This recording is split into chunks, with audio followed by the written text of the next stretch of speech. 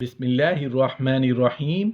अस्सलामु अलैकुम वरहमतुल्लाहि वबरकातुहू। लड़कियों की हिफाजत और तरबियत कैसे करें? मियाँ बीवी के ताल्लुकात से ये किसी को इल्म नहीं होता कि औलाद मुज़क्कर पैदा होगी या मुअन्नस। ये सिर्फ अल्लाह के अख्तियार में है।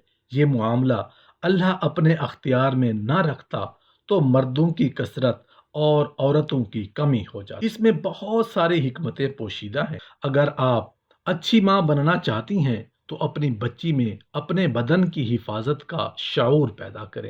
ये दुनिया बड़ी हसीन है और इंसान अशरफुल मखलूकात है, लेकिन औरतों, लड़कियों और बच्चियों के लिए कभी कभी ये दुनिया दोज़ख बन जाती है, इसलिए कि इंसान एक बेरहम शैतान बन सकता है।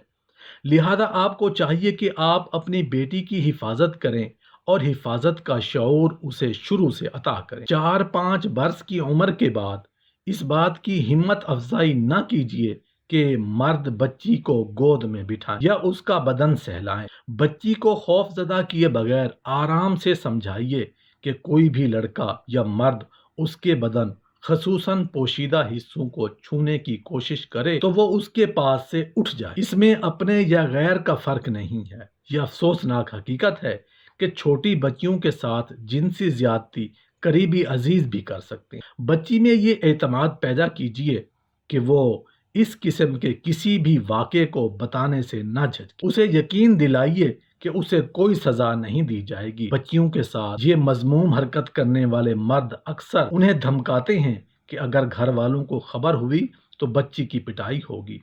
ये निहायत ज़रूरी है कि बच्ची के दिल से इस किस्म का खौफ बिल्कुल दूर कर दिया जाए ताकि पूरे एतमाद से माँ को हर बात बता सके।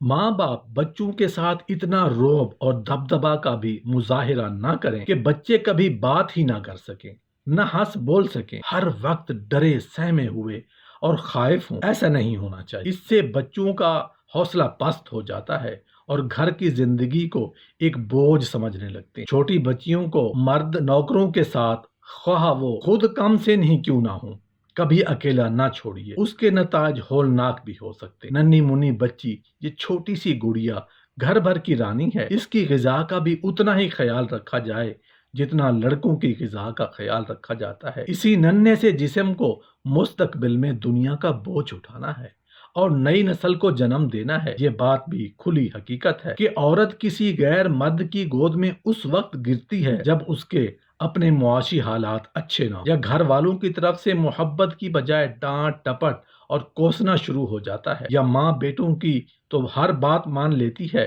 लेकिन बेटियों की तरफ तवज्जो ही नहीं दी। या इसी तरह अपनी औलाद को खुली आज़ादी दी जाए और वालिदैन उनके हालात से बेखबर, या अपनी बहन बेटी को घर में अकेले छोड़कर चले जाएं, या किसी गैर महरम से बात करने का मौका दिया जाए जहां फिर बात से बात बढ़ाकर आशनाई शुरू हो जाती है। या इसी तरह लड़कियां स्कूल, कॉलेजेस, मदरसा, यूनिवर्सिटीज अकेली आती जाती हैं तो इन तमाम सूरतों में लड़कियां किसी मर्द की झोली में जा पड़े। पहला कसूर घर वालों का है कि वो लड़की या औरत को गैर महरम मर्द की तरफ माइल होने का मौका ही क्यों देते हैं। दूसरा कसूर गैर मर्दों का है कि वो मुख्तलिफ हथकंडों से औरत या लड़की को दाना डालकर जाल में फंसा ले। तीसरा कसूर खुद औरत या लड़की का अपना होता है कि वो क्यों अपनी इज्जत खाक में मिलाकर मर्द के करीब आती है, अपनी इज्जत का जनाजा निकालती है। जो औरतें और लड़कियां अपनी इज्जत और नामूस की कदर कीमत जानती हैं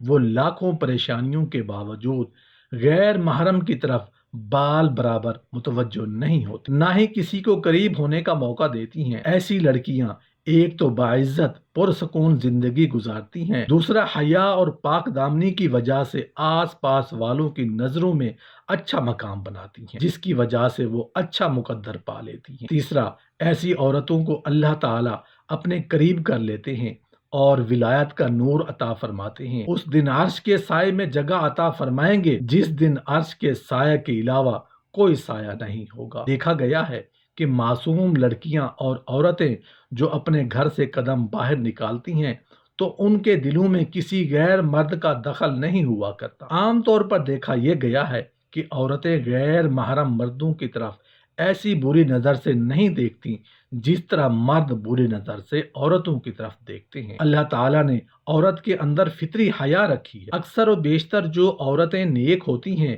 دیندار ہوتی ہیں، ان کی نگاہیں پاک ہوتی ہیں، وہ مرد کی طرف بری نظر سے نہیں دیکھتی۔ ہاں، جس کی قسمت ہی اللہ خراب کر دے اس کی تو بات ہی کچھ اور ہوتی ہے، لیکن عام طور پر یہ دیکھا گیا ہے کہ عورتوں کے اندر اللہ رب العزت نے یہ صفت رکھی ہے کہ وہ حیادار ہوتی ہیں۔